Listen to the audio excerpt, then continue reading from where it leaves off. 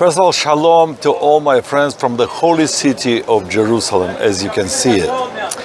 And today I wanted to share with you three things that I learned from my grandma, my Babushka. And first of all, you're going to ask, why today? Well, there are two reasons. Number one, it is because exactly 30 years ago, she left this world. To the day. It was 30 years ago. So today is the day for me to remember my grandma and also to share some memories. And I think that three important lessons I can share with you that I learned from her. And why here? It is because the dream about Jerusalem I really learned from her. I remember when I was 13 years old, it was a Yom Kippur war, and I turned to my grandma and asked her, Babushka, what do you think about Israel?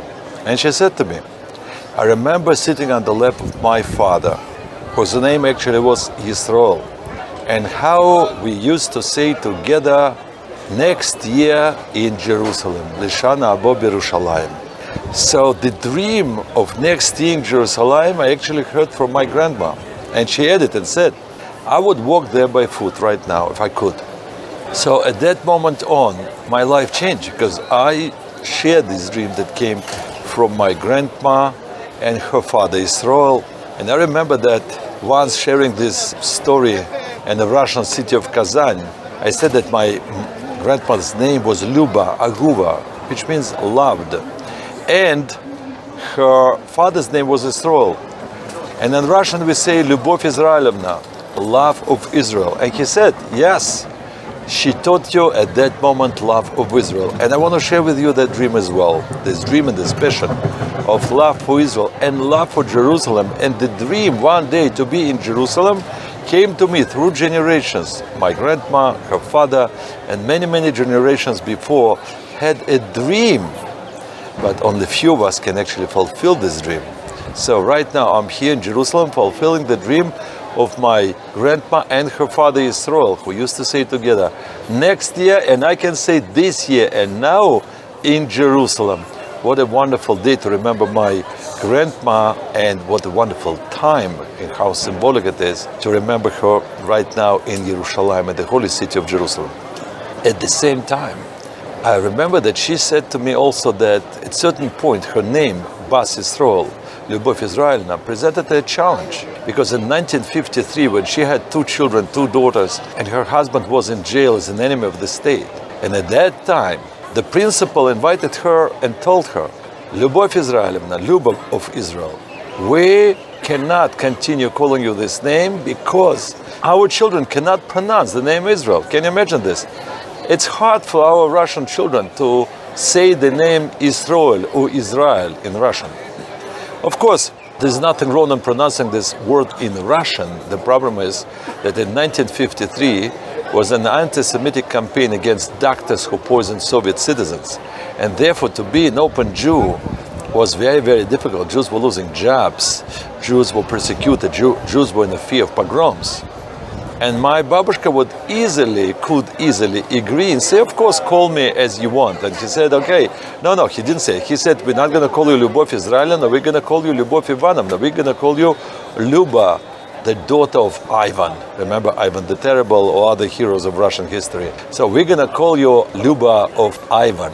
And Babushka decided not to comply with that and stand for her name, for her Jewish name, and actually for everything that comes after her. It is because of her courage to stand up to this person who said, we're going to change your name. She said, no, I was born Israel and I would die Israel. Meaning, I was born daughter of Israel and I will die daughter of Israel. That's my name. And that taught me a lesson, an important lesson. Not just enough to love Israel, but you also need to stand up for Israel. You need to have courage to be a Jew. Important lesson number 2.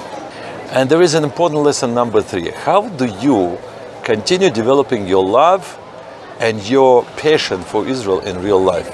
Babushka was a famous musician. She was a music teacher. And she said to me once that her very famous teacher of music, whose name was Kendrich Gustavovich Neigaus, he told them, if you want to play music without fear of fright of stage, or without fear of making a mistake, you need to stop thinking about yourself. You need to stop thinking about what's going to happen if I'm going to make a mistake on stage. Because it's not about you. It's not about you using music to elevate yourself and your pride.